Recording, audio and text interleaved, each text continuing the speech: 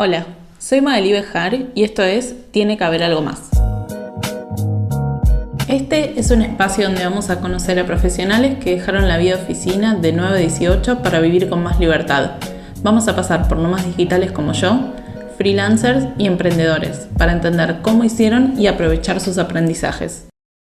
Como este es el primer capítulo, déjame que te cuente quién soy yo. Soy de Argentina y estudié Ingeniería en Sistemas. Trabajo en tecnología como Product Manager y líder de equipo en startups internacionales. Yo soy nómada digital y hace 2 años que viajo por el mundo mientras trabajo a tiempo completo. Hoy voy a hablar con Vivi Majdanek sobre cómo lleva su vida creativa y freelance. Me gustó esta conversación porque pudimos analizar en detalle cómo ella fue decidiendo cómo avanzar en su vida, calculando el riesgo y preparándose para afrontarlo. Antes de empezar, déjame que te cuente quién es Vivi. Vivi es ilustradora, tiene 30 años. Después de recibirse de diseñadora gráfica en la Universidad de Buenos Aires, se enamoró de la ilustración y estudió en Buenos Aires y en Barcelona. Ilustró libros infantiles, revistas y estampas en Argentina, Australia, Inglaterra, Chile y Canadá. En este momento está produciendo y conduciendo un podcast junto a Furor Podcast y trabajando en su primer libro álbum como autor integral. Actualmente está viviendo en Argentina con su pareja y su perro Calo. Hola Vivi, bienvenida. Tiene que haber algo más. Gracias por estar acá. Gracias a vos por Para, invitarme. para ustedes que están ahí, les cuento cómo nos conocemos con Vivi. Nosotros somos amigas hace unos 15 años, diría. Fuimos juntos a la escuela y de casualidad la vida como un poco nos sigue encontrando después de que cambiamos muchas veces y cada una hizo su carrera distinta. Ahora, es una persona súper interesante para explorar porque tiene una historia muy interesante que es, vos al principio, en el 2016, estabas trabajando como full time como diseñadora gráfica full time en un estudio gráfico. Pero pasaste a ser freelance. Quiero saber, primero, cómo se te ocurrió hacer ese cambio en tu vida. Bien, bueno, de nuevo gracias por invitarme. ¿Cómo se me ocurrió? Eso sí, yo me recibí de diseño gráfico en el 2014 y tipo, me tiraron los huevos todo. Vos, Maga, estabas ahí. Acá en Argentina se acostumbra eso, con un pequeño festejo cuando la gente se recibe de la facultad. Y al día siguiente me confirmaron que yo entraba a trabajar en un estudio de diseño gráfico. En realidad era una agencia de publicidad. Y yo iba a estar ahí como diseñadora gráfica. Me acababa de recibir, al día siguiente ya arrancaba a trabajar ahí. Antes yo había estado trabajando en otras cosas, también de diseñadora gráfica, pero no sé, trabajé en una imprenta, tuve en una pasantía, como hice varias cosas, pero mi primer trabajo así real, post universidad, fue ese. Y trabajé ahí 1 año y medio más o menos, y yo empecé trabajando ahí cuando vivía con mis papás. En la mitad me mudo sola, o sea, yo como que lo que me pasaba era que yo estaba trabajando en la agencia para pagar este nuevo alquiler que tenía que pagar, todos mis gastos, no sé alquiler, pero bueno, todos mis gastos mensuales. Y me pasaba que era una casa que yo amaba, me encantaba todo, pero me tenía que ir, o sea, llegaba a habitar la casa poco tiempo, porque estaba mucho tiempo en la agencia. Entonces me acuerdo de tener esa sensación de decir, estoy trabajando todas estas horas para mantener una casa en la que no estoy.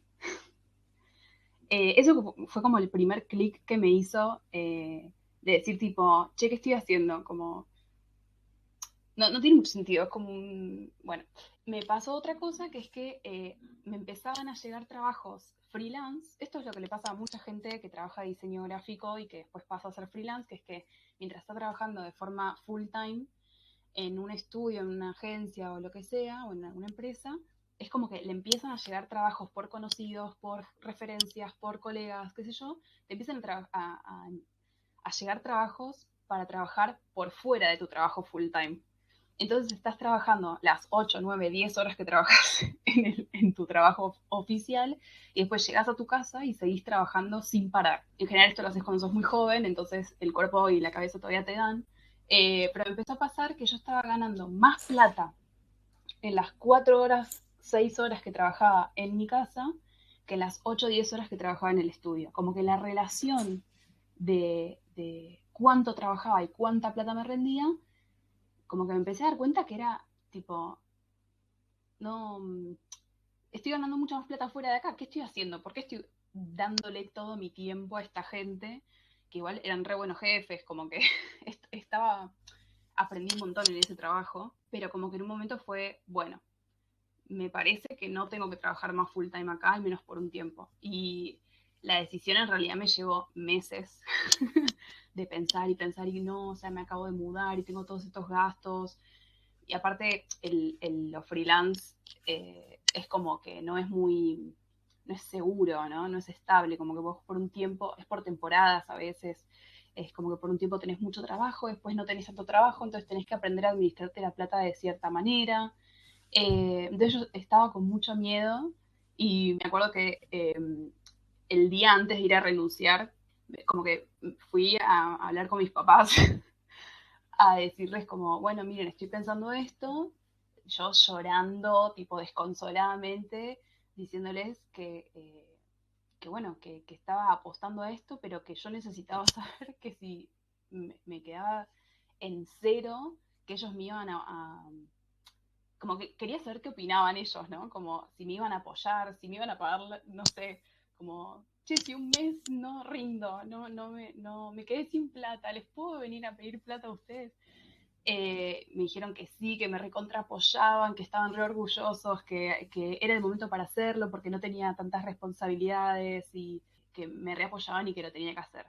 Y igual finalmente nunca me prestaron plata, así que salió bien. Hermoso.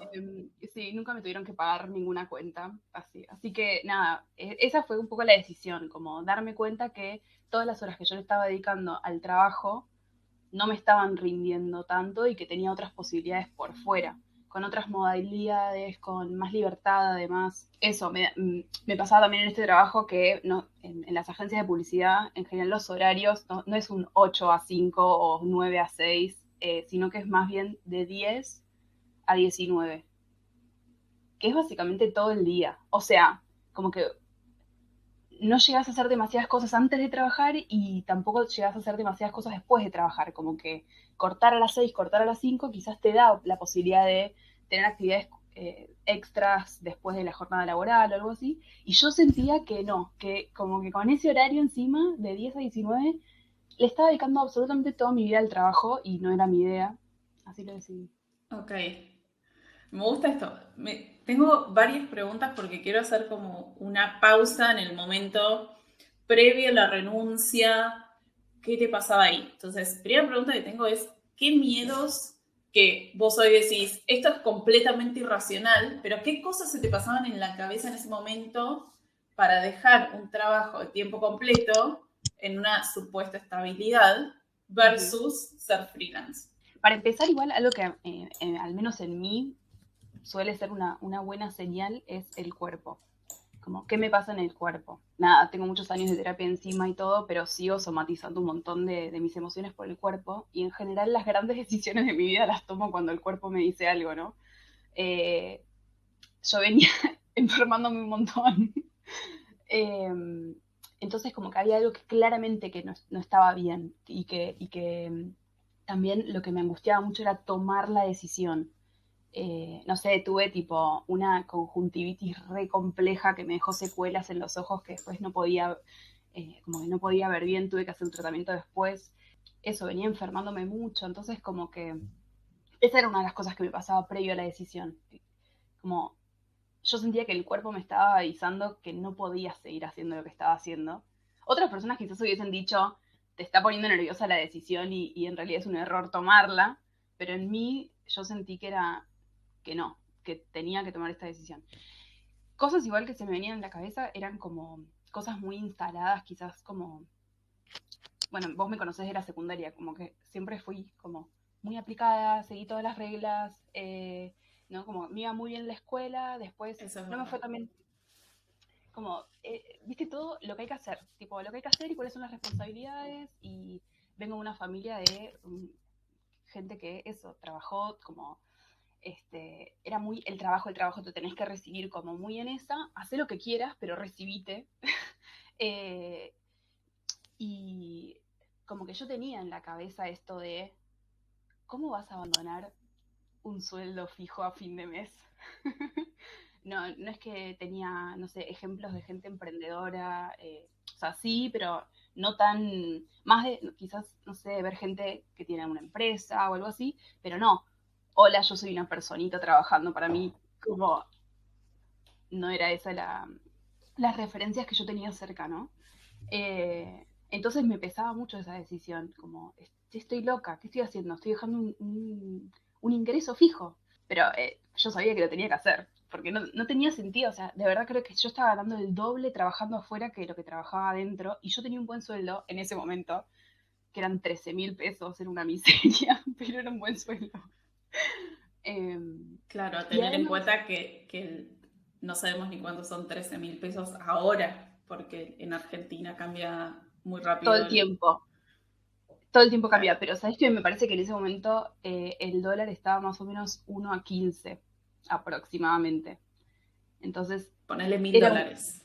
más o menos, como que era un Ujú. buen sueldo. Hoy una persona en ese trabajo no gana 1.000 dólares. Y otra cosa que sí me pasaba era que yo sentía que en ese trabajo en particular yo había aprendido muchas cosas que me servían para ser freelance, para ser autónoma. Porque era un trabajo, no era un trabajo convencional. Yo no es que estaba haciendo de diseñadora gráfica nada más, sino que era medio la mano derecha del dueño de la empresa, que era un creativo y que llevaba como propuestas a sus clientes, pero en realidad en el día al día, o sea, la que manejaba las cuentas era yo, las cuentas no de plata, sino De como clientes. a los clientes, claro. Entonces, el trato uno a uno con los clientes los tenía yo. Era gracioso porque, no sé, íbamos a las reuniones quizás y él en el auto, íbamos con él en el auto, y en el auto me decía, bueno, ¿de qué se va a hablar en esta reunión?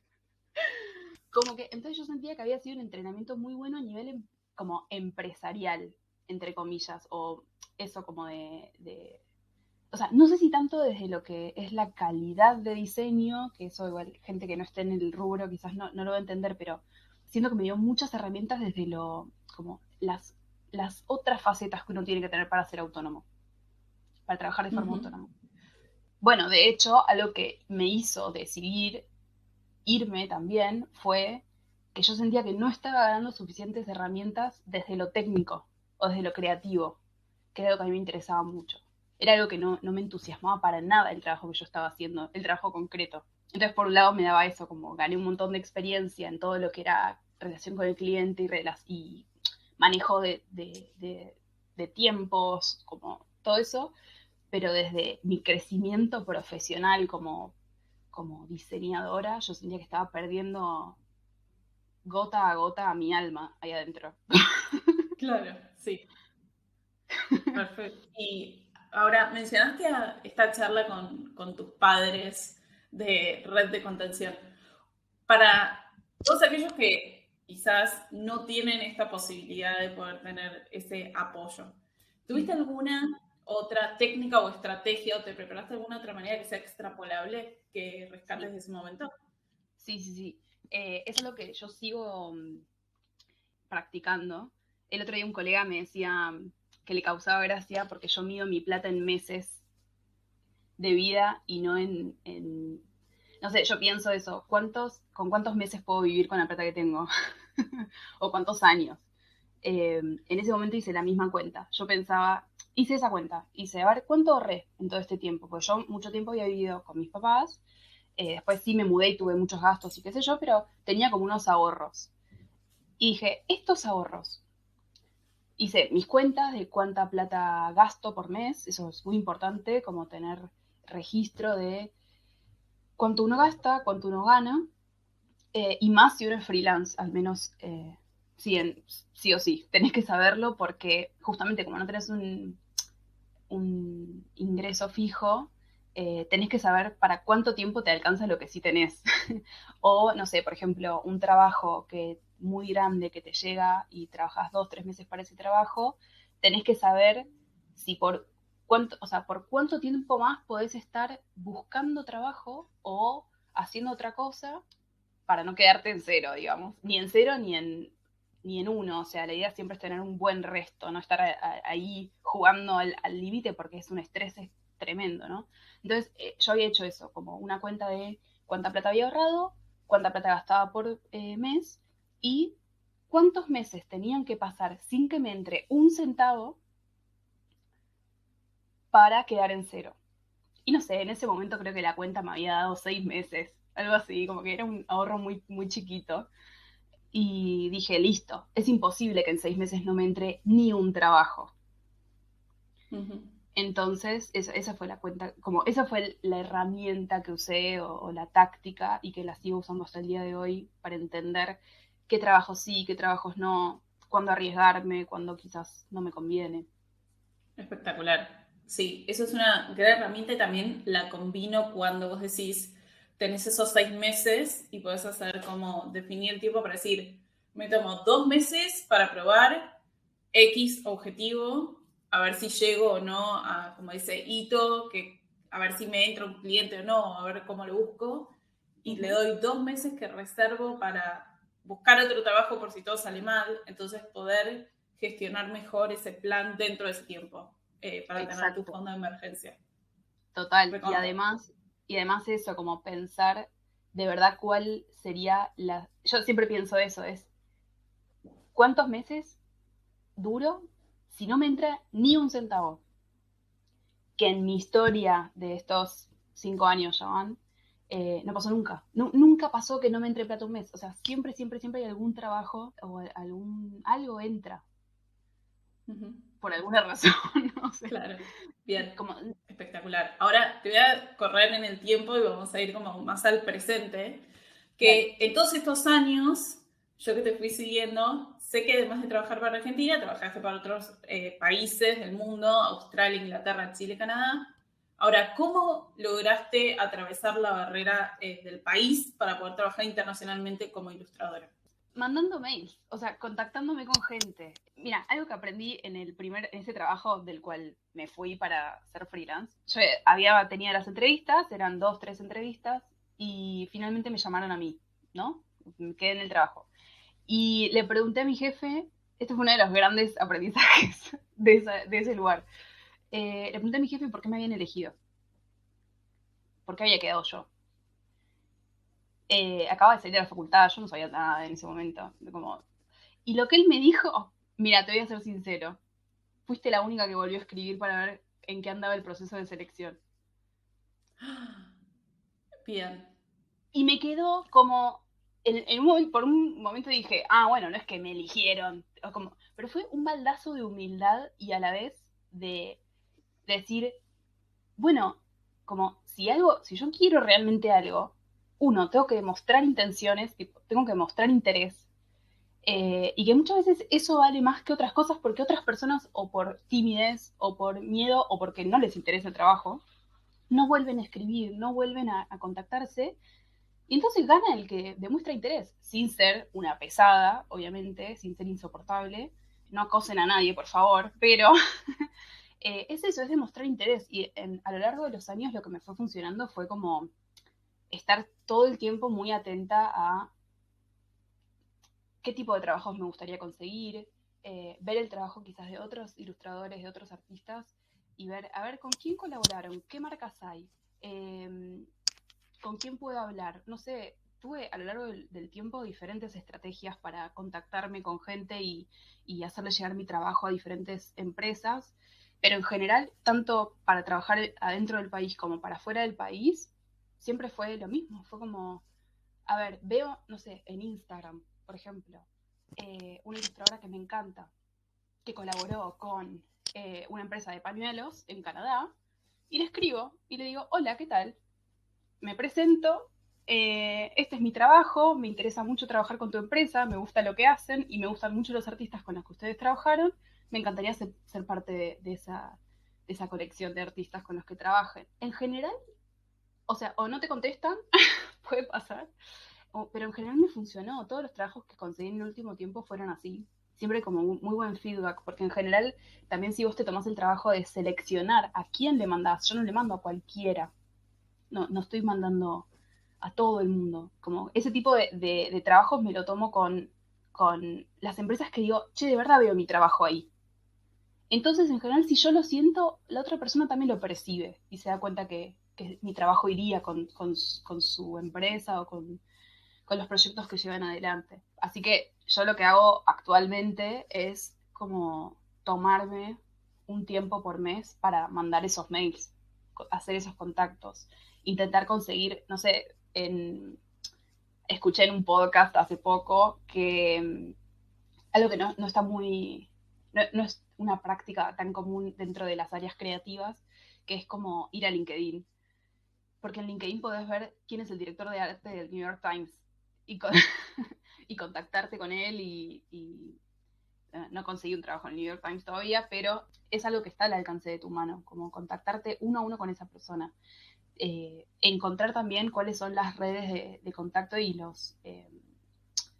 las plataformas de contacto para el rubro específico en el que estás trabajando. Por ejemplo, eso, en el rubro creativo hay un montón de plataformas eh, que vos te puedes hacer un perfil, te haces o sea, como si fuese un LinkedIn, pero súper específico. Entonces tenés muchas más posibilidades de contactarte con las personas con las que querés trabajar. Me imagino que en tecnología debe pasar algo muy parecido, en otras áreas también. Y también a través de colegas. O sea, la red para mí, la red cercana de colegas es súper importante para, no sé si necesariamente para conseguir trabajo, pero sí para como eso, para tener una red de contención cercana dentro de tu propio rubro para pensar en conjunto algunas cosas, entender si, no sé, por mucho tiempo, eso, quizás tenía algún intercambio con un cliente y yo decía, ay, tipo, me equivoqué yo, o cómo le contestó esto, o eh, no sé, me hacían sentir mal por alguna razón y ahora tengo esta red de contención, en mi caso, de ilustradores e ilustradoras, que es como, che, estoy teniendo este problema con este cliente. ¿Qué tengo que hacer?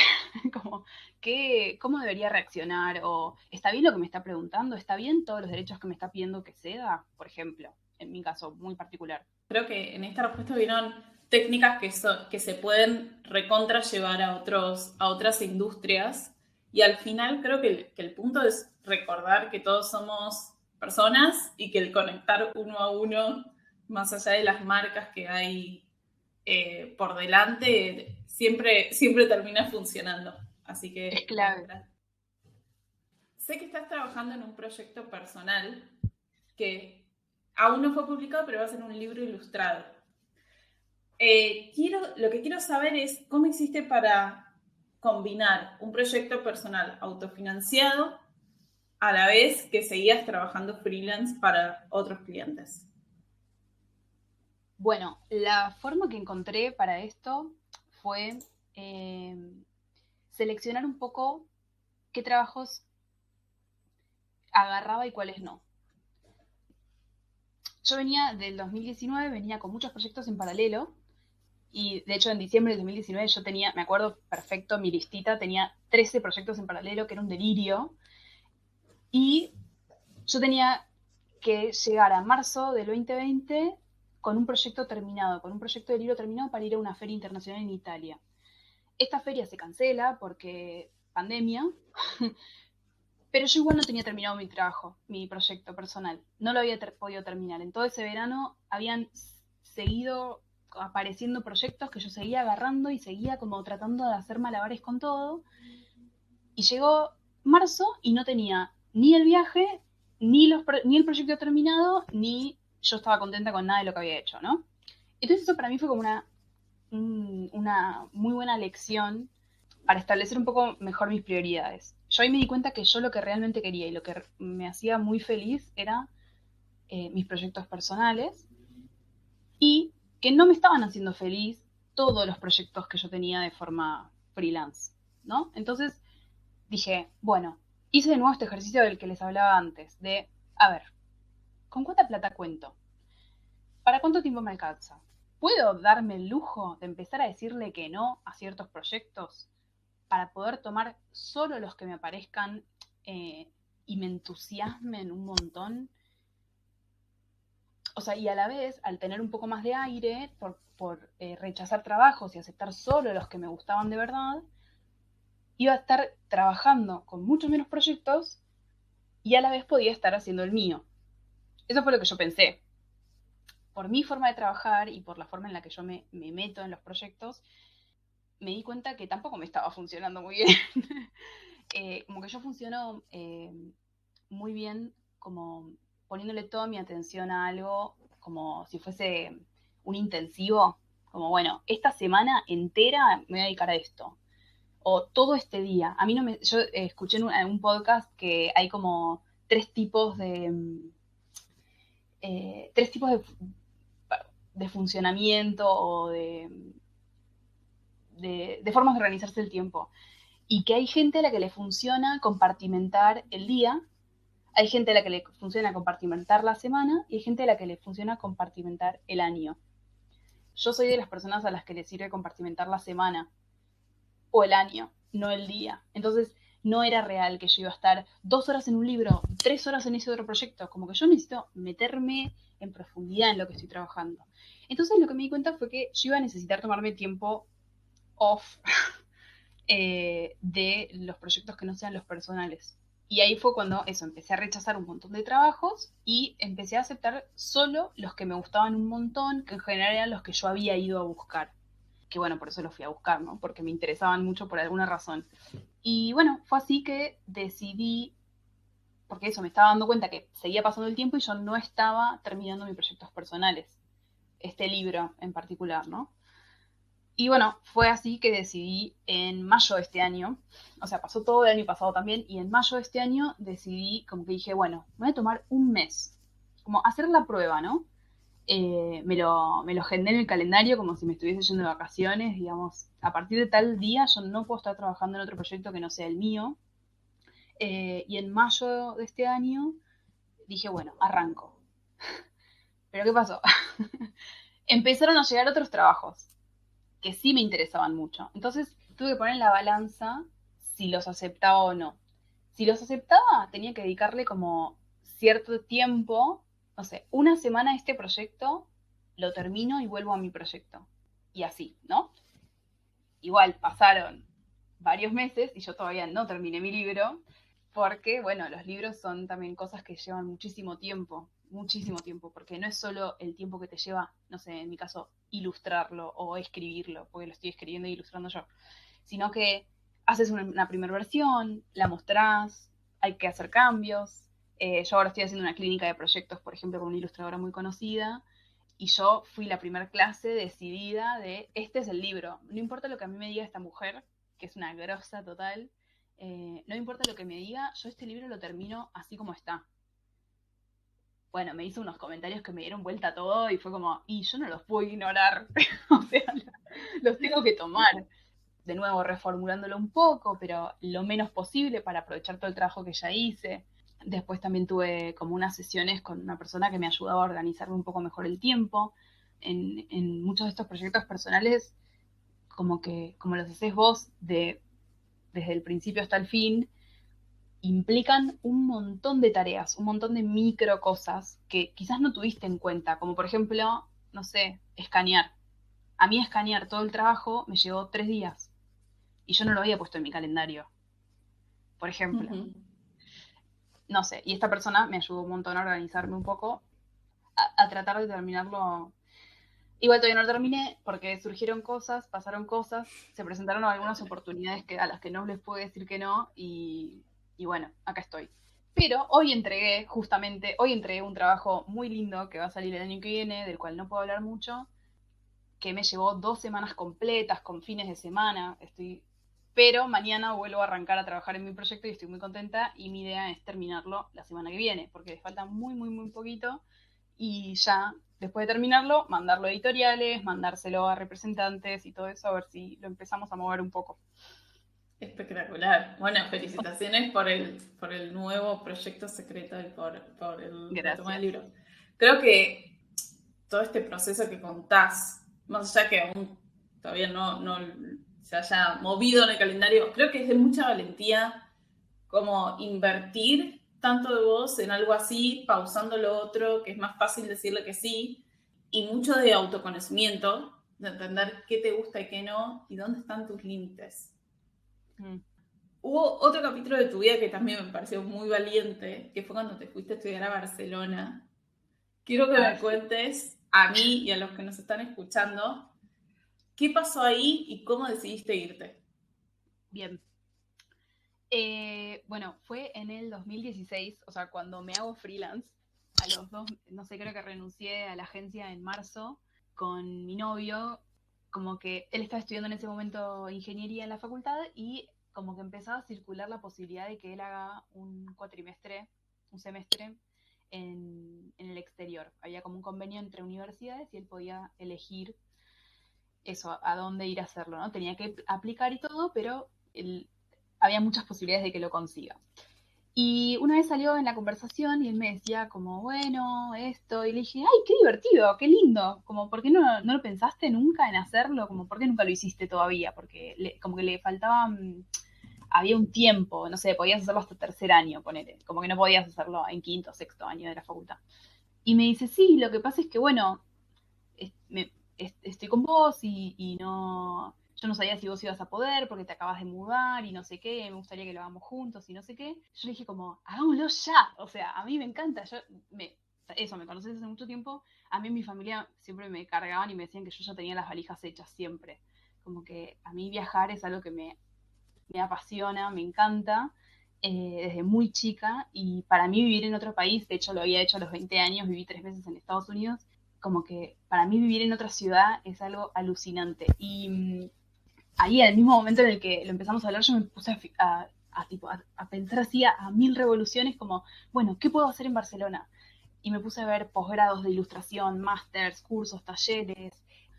Me puse a buscar posibles trabajos, todo, de todo, como en dónde podíamos vivir, en qué barrio, empezar a buscar recomendaciones, todo, todo, todo, cuánto tiempo nos podemos ir. Y yo me noté en un posgrado de ilustración, ya no me acuerdo ni siquiera, creo que en el Instituto Europeo de Diseño o, bueno, creo que en otra universidad era. Y ya teníamos todo. Nosotros nos íbamos el 24 de agosto del 2016 y a mí me llega, no sé, el 17 de agosto, o sea, una semana antes, ahí me llega que el posgrado se cancelaba. Que no había suficientes cupos porque era un posgrado especial, que como que habían hecho como una edición especial muy intensiva para personas de diferentes países, entonces en vez de durar 6 meses, que es lo que dura, o un año, creo que iba a durar 5 meses, que era el tiempo que yo me iba. Entonces, como que me cuadraba perfecto ese posgrado. O sea, ya me habían aceptado, ya había pagado la inscripción. Yo ya estaba allá y a mí me cancelan ese posgrado. La primera reacción fue crisis, parálisis. Y después fue como, ok, esta oportunidad la tengo que aprovechar igual. ¿Qué hay para hacer en Barcelona? Y ahí me puse a buscar de nuevo, a ver qué podía hacer.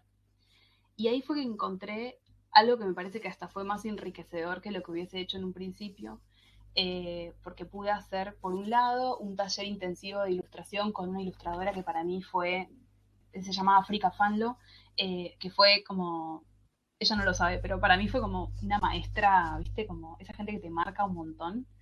Además que ella fue la primera persona que yo conocí uno a uno que era ilustradora y se dedicaba a ser, digamos, ilustradora full time para ella misma y trabajaba en libros y en proyectos personales y trabajaba en el tipo de proyectos que a mí me hubiese gustado trabajar, me gustaría trabajar.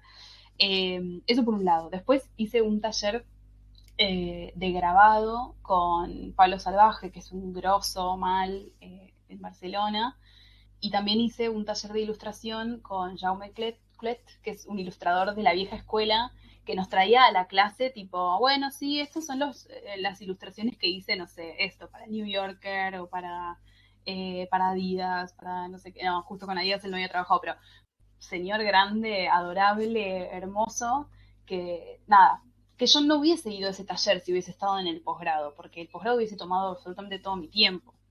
Y además hice, no sé, un taller de feminismo, un taller de escritura, pude ir a galerías, a ferias, no sé, como son todas cosas que si ese posgrado no se hubiese cancelado, yo no las hubiese hecho.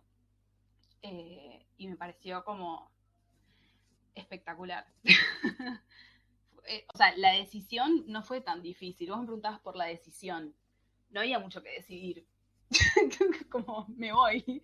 Porque además esto Perfecto. era un... Bien. No, porque además me pasó esto, que es que yo iba a poder seguir trabajando para mis clientes que yo ya tenía desde cualquier lugar del mundo. En ese momento yo estaba trabajando para la apertura de un restaurante en Nueva York, por ejemplo, que acá yo tenía solo 1 hora de diferencia y en Barcelona tenía como 6 horas, entonces de repente estaba trabajando en horarios rarísimos, pero era un trabajo que yo podía mantener estando allá, y después otros trabajos que quedaron acá en Buenos Aires, que también los pude mantener. Entonces como que iba a estar haciendo lo mismo que acá, pero allá, y mejor, como porque iba a estar haciendo talleres y conociendo una ciudad nueva y una cultura nueva, y fue hermoso.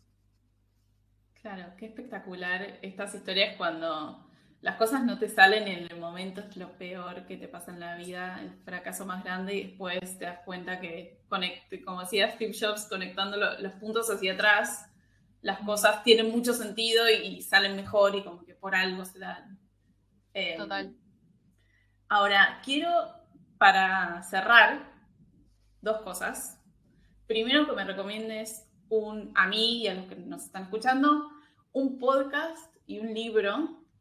Puede ser que, no sé cuáles sean tus preferidos, pero puede ser alguno o que estés escuchando ahora o que te haya acompañado en alguno de estos procesos de cambio y de transformación.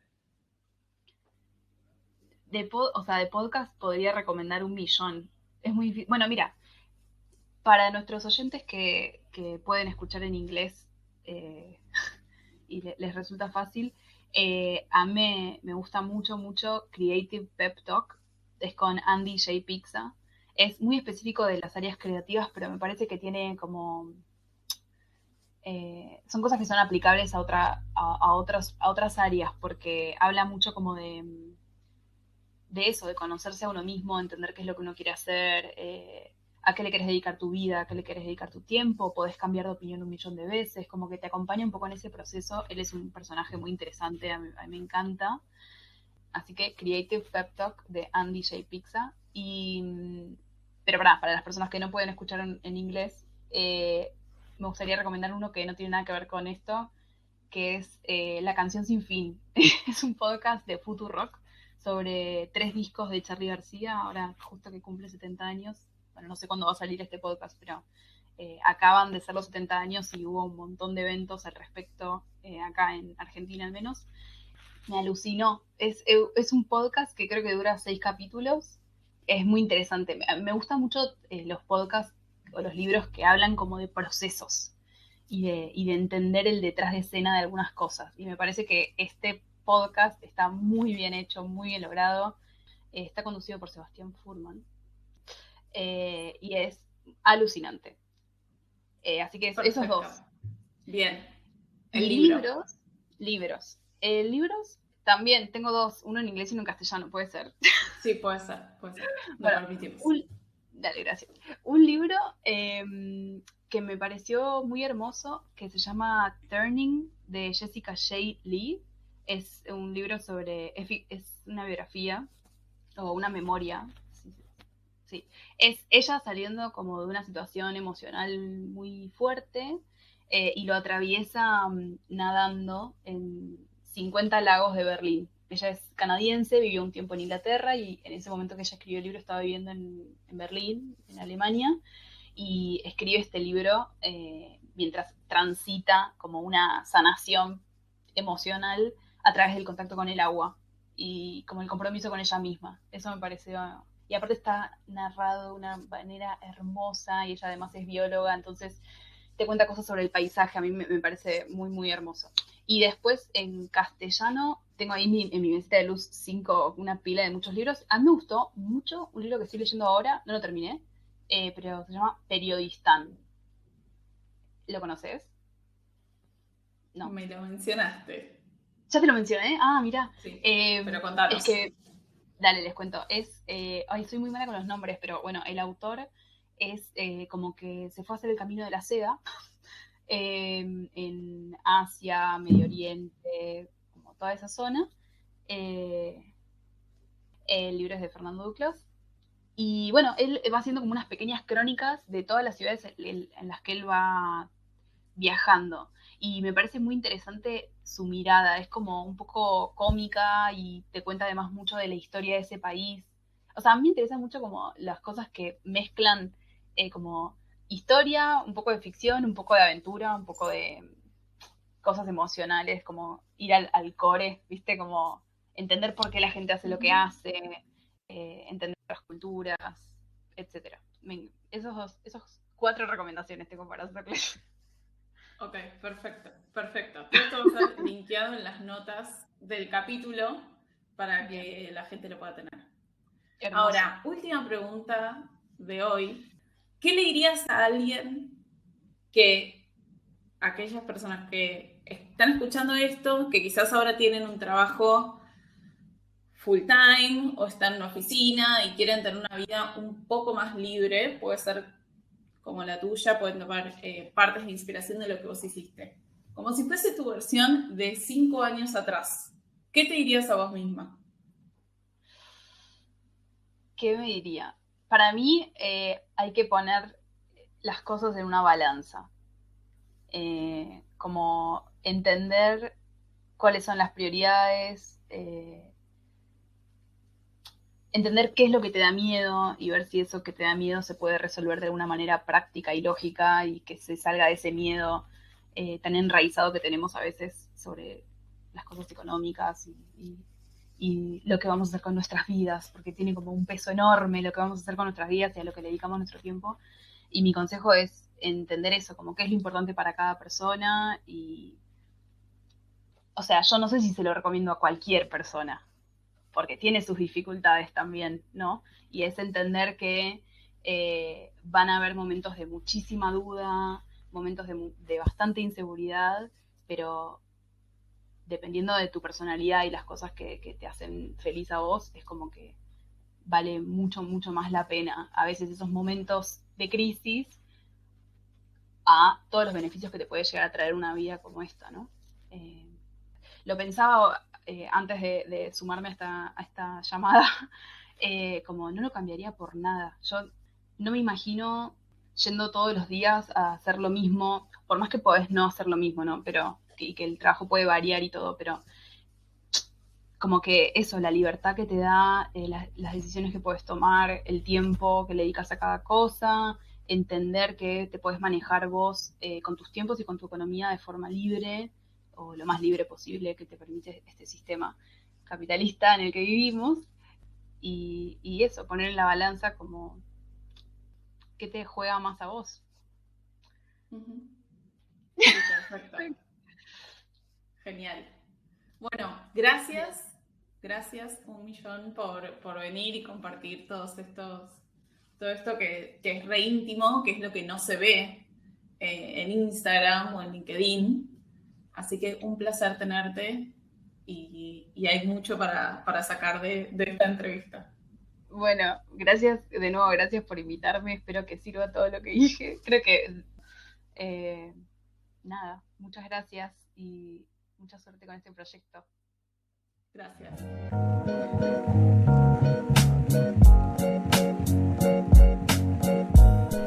Me gustó poder compartir a Vivi con ustedes, porque yo que la fui siguiendo a través de los años, siento que tiene mucho para compartir.